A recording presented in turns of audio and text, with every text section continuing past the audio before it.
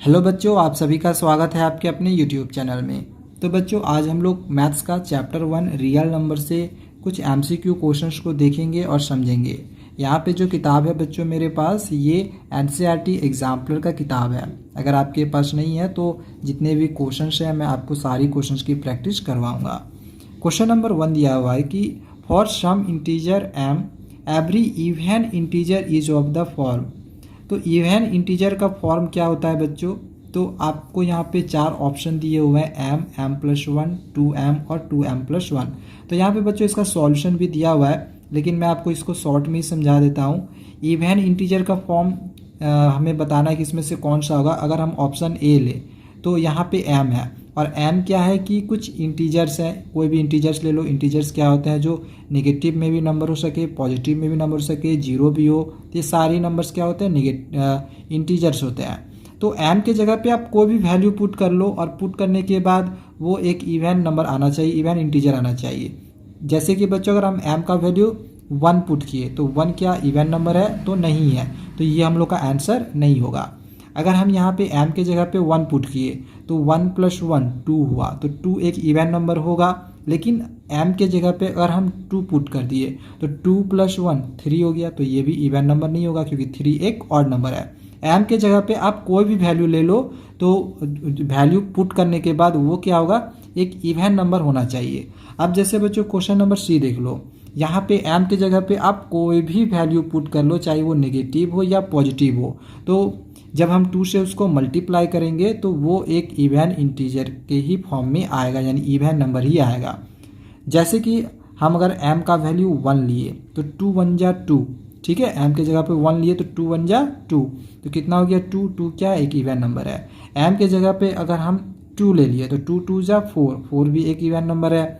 m के जगह पे हम 4 ले लिए तो 2 4 जा 8, 8 भी एक इवन नंबर है। तो इस तरह से हम देख रहे हैं कि m के जगह पे कोई भी वैल्यू पुट कर रहे हैं तो वो एक इवन नंबर ही आ रहा है। m के जगह पे 0 पुट कर लिए तो 2 0 जा 0, तो फिर भी देखो 0 क्या एक इवन नंबर ही है। तो इस तरह से हम देख रहे हैं कि हम लोग का जो ऑप्शन हो रहा है वो सी आ रहा है, तो ये हम लोग का राइट आंसर हो जाएगा। ठीक है बच्चों, चलो आगे देखते हैं क्वेश्चन नंबर 2 को। अब इसी तरह से हमें यहाँ पे दिया गया है कि for some integer q, question number 1 की तरह ये बच्चों, ये इसमें बस हमें बताना है कि जो ऑड इंटीजर होता है वो किसके फॉर्म में होता है। क्यू, Q+1, 2Q और 2Q+1। तो बच्चों सी में इसका जो आंसर, हम लोग का जो इवन नंबर जो का फॉर्म था वो सी में जो था वो 2m था, तो इसमें 2Q है, तो ये इवन इंटीजर है, तो ये तो ऑप्शन हम लोग का होगा नहीं। ठीक है, Q और Q+1 भी हम लोग का नहीं होगा, क्योंकि Q के जगह पे अगर हम एक इवन नंबर डाल दें, क्योंकि Q क्या है? इंटीजर है, फिर से इंटीजर है। तो Q के जगह पे अगर हम 2 पुट करें, क्योंकि 2 क्या है? इंटीजर है, 2 पुट करेंगे तो 2 क्या है? इवन नंबर है, वो ऑड इंटीजर नहीं है, तो ये हम लोग का आंसर नहीं होगा, ये भी नहीं होगा, तो हम लोग का ये बच जाता है। ठीक है, तो यही हम लोग का आंसर हो जाएगा। ऑड इंटीजर का जो फॉर्म होगा वो ये वाला जाएगा 2Q+1। तो ये क्वेश्चन जो है बच्चों हम लोग को प्रूफ करने के लिए भी क्वेश्चंस में दिया हुआ है। आपने ये चैप्टर पढ़ा हुआ होगा रियल नंबर का, तो आपने देखा भी होगा कि ऐसे क्वेश्चन जो है वो प्रूफ करने के लिए भी हमें दिए हुआ है। अब ये क्वेश्चन जो है बच्चों हमारे एग्जाम के लिए बहुत ही इंपॉर्टेंट क्वेश्चन है। इस क्वेश्चन को आप लोग अच्छे से ज़रूर प्रैक्टिस कर ले, मतलब समझ ले कि क्या है नहीं है। अब बच्चों इसमें क्वेश्चन दिया गया है कि अगर n² - 1 8 से डिविजिबल है तो n क्या होगा? एक इंटीजर होगा, एक नेचुरल नंबर होगा, एक ऑड इंटीजर होगा, या फिर एक इवन इंटीजर होगा। ठीक है, तो इसके लिए हम क्या कर लिए, ये इससे बच्चों 2 केस लेके इसको हम बना सकते हैं। सबसे पहले तो ये जो वैल्यू है हम इसको मान लिए कि लेट a बराबर n² - 1। अब ये n क्या है? या तो इवन होगा या फिर ऑड होगा, तो यही हम लिखे हुए हैं कि n क्या है? या तो इवन है या फिर ऑड है। तो पहला केस में हम मान लिए कि अगर n इवन है तो हम यहाँ पे n बराबर 2k लिख लिए। ठीक है, अब यहाँ पे n के जगह पे हम 2k पुट किए तो 2k का स्क्वायर करेंगे, 2 2 या 4k स्क्वायर हो जाएगा -1। तो ये जो है ये हम लोग का a का वैल्यू निकल गया। अब हम k का कोई भी वैल्यू यहाँ पे जब पुट करेंगे तो आप देखोगे कि पुट करने के बाद जो यहाँ पे नंबर आएगा वो 8 का टेबल में नहीं आएगा। ठीक है, 3 8 का टेबल में नहीं आएगा, तो which is not divisible by 8 हम लिख दिए। ठीक है, इस तरह से यहाँ पे पुट किए, एक बार -1 और फिर 0। आप कोई दूसरा भी नंबर पुट करोगे तो वो 8 का टेबल में नहीं आएगा। तो ये तो हम लोग का पहला केस में जब इवन पुट किए तो नहीं आया। तो चलिए दूसरा केस देखते हैं जब ऑड पुट करेंगे। तो ऑड नंबर का फॉर्म अभी हमने पीछे देखा क्या था, तो 2m+1, m के जगह पे आप k भी ले सकते हैं, तो यहाँ पे k लिए 2k+1, यही होता है ऑड इंटीजर का फॉर्म। अब बच्चों हम यहाँ पे जो हमने यहाँ पे n माना हुआ था n² - 1, तो n के जगह पे 2k+1 लिख लिए, ठीक है। 2k+1 का स्क्वायर हो गया -1, इसका स्क्वायर कर लिए a + b का होल स्क्वायर, तो एक बार हो गया a², फिर हो गया ये b², 1 का स्क्वायर 1, और फिर 2ab होता है, तो 2 2 = 4, 4k हो गया, ठीक है। यहाँ तक समझ में आ गया। अब ये +1 - 1 कट गया, यहाँ से 4 कॉमन निकालो तो कुछ इस तरह से आ गया। अब बच्चों के का वैल्यू कुछ भी पुट कर लो, 1 2 3 4 0 कुछ भी, ठीक है। यहाँ पे -1 0 और 1 पुट किया हुआ है, तो यहाँ पे आप देख सकते हो ये दोनों तो 8 का टेबल में नहीं आया, बट ये वाला 8 का टेबल में आता है, 8 का टेबल में आ जाता है। तो इस तरह से हमने देखा कि जब हम ऑड इंटीजर ले रहे हैं तो वो 8 के टेबल में डिविजिबल हो जा रहा है। तो हम लोग का इसमें राइट आंसर कौन सा होगा बच्चों, ऑप्शन सी, ठीक है। चलो आगे देखते हैं, जो कि ये क्वेश्चन भी हमारे एग्जाम के लिए बहुत ही इंपॉर्टेंट है कि if the HCF of 65 and 117 is expressible in the form 65m - 117, then the value of m is. अब बच्चों ये क्वेश्चन दिया हुआ है कि 65 और 117 का HCF को इस फॉर्म में एक्सप्रेस किया गया है, ठीक है।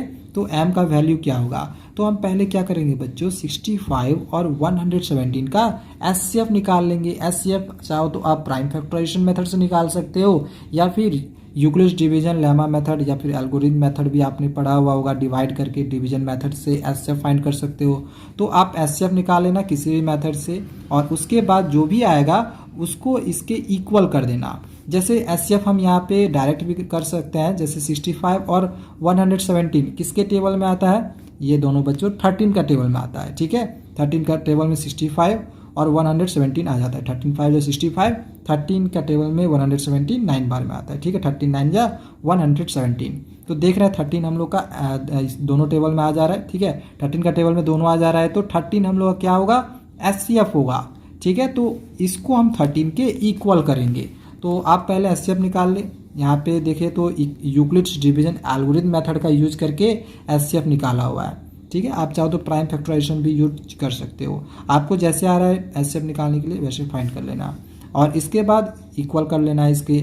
अब ये 117 इधर आके प्लस हो जाएगा, माइनस इधर प्लस होगा, तो इसको प्लस कर दिए, 117 प्लस 13 130, ये इसके नीचे आ जाएगा, काट देंगे तो हम लोग का आंसर m का वैल्यू 2 हो जाएगा, ठीक है। 65 का टेबल में 132 बार में आएगा, तो वही m का वैल्यू 2 निकल गया, ठीक है बच्चों। तो ये हम लोग का ऑप्शन बी जो है हम लोग का राइट आंसर हो जाएगा, ठीक है। समझ में आ गया। चलो आगे देखते हैं नेक्स्ट क्वेश्चन को। अगला क्वेश्चन दिया हुआ है, the largest number which divides 70 and 125 leaving remainders 5 and 8 respectively is. अब देखो बच्चों ये भी बहुत ही ईजी क्वेश्चन है, क्वेश्चन इंपॉर्टेंट ये नहीं है, लेकिन मैं आप लोग को बता दे रहा हूँ। लेकिन बच्चों ऐसा नहीं कि इंपॉर्टेंट नहीं है तो एग्जाम में आ नहीं सकता है, एग्जाम में कोई भी क्वेश्चन आ सकता है, आपको छोड़ना नहीं है, जितने भी क्वेश्चन सारे की प्रैक्टिस करनी है। लेकिन जो इंपॉर्टेंट क्वेश्चन रहता है उसको आपको ज़्यादा अच्छे से ध्यान देना, जैसे कि इससे पहले मैंने 2 क्वेश्चन आप लोग को बताया था कि वो क्वेश्चन इंपॉर्टेंट था, ठीक है। अब इस क्वेश्चन में क्या करना है कि 70 को पहले 5 से घटा देना, ठीक है, और 125 को 8 से घटा देना, ठीक, मतलब 8 घटा देना, 125 में 8 घटा देना, 70 में 5 घटा देना है, 125 में 8 घटा देना है। अब उसके बाद जो भी दोनों का आया घटाने के बाद, जैसे कि यहाँ पे देख लो, ठीक है, 70 में 5 घटा दिए तो हम लोग का 65 आएगा, 70 में 5 घटा दिए तो 65 आया, और 125 में 8 घटा दिए तो 117 आया। अब बस इन दोनों का HCF निकाल लो। तो 65 और 117 का अभी हमने HCF कुछ देर पहले निकालने के लिए सीखा था, कितना आया था 13, तो यही हम लोग का आंसर हो गया, ऑप्शन ए 13, ठीक है बच्चों। चलो आगे देखते हैं। अगला क्वेश्चन है, if 2 positive integers a and b are written as a का वैल्यू यहाँ पे दिया है और b का वैल्यू दिया हुआ है, तो हमें निकालना क्या है, HCF, ठीक है, a और b का HCF। अब बच्चों इसमें आप देख लो, इन दोनों में x का जो सबसे कम पावर होगा और y का जो सबसे कम पावर होगा तो वही आंसर हो जाएगा। इन दोनों में देख लो, इन दोनों में x का पावर कम कौन सा है, ये है x का पावर 1, इसमें x का पावर 3, तो x का पावर 1 कम है, तो एक तो हम लोग का x पावर कुछ नहीं है, दैट मीन्स कि 1 ही है, ठीक है। तो एक तो हम लोग का x हो गया और यहाँ पे देख लो एक्स का है, तो देखो एक्स स्क्वायर एक्स क्यूब, तो ये दोनों तो होगा नहीं, एक्स एक्स यहाँ दिख रहा है, तो या तो ए या फिर बी आंसर होगा।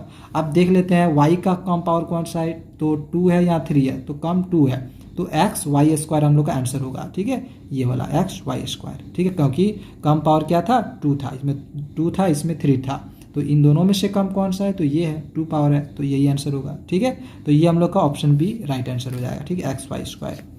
इसके बाद अगला क्वेश्चन देखते हैं, लिखा हुआ है if two positive integers p and q can be expressed as p equal to दिया हुआ है ab स्क्वायर और q का वैल्यू यहाँ पे दिया हुआ है, और ab क्या है, तो प्राइम नंबर्स है, तो हमें निकालना क्या है, एलसीएम p और q का।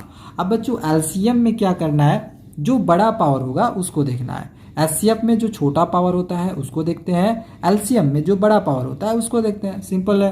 तो इन दोनों में से देख लो बड़ा पावर कौन सा है, ये, तो ए क्यूब, पहले तो ए क्यूब होगा आंसर, देख लो ए क्यूब कहाँ है, तो यहाँ पे है और यहाँ पे है, तो ये दोनों में से कोई एक आंसर होगा, ये दोनों तो होगा नहीं। अब बी में देख लो बड़ा पावर कौन है, बी स्क्वायर है, तो ए क्यूब बी स्क्वायर, ये आंसर हो जाएगा।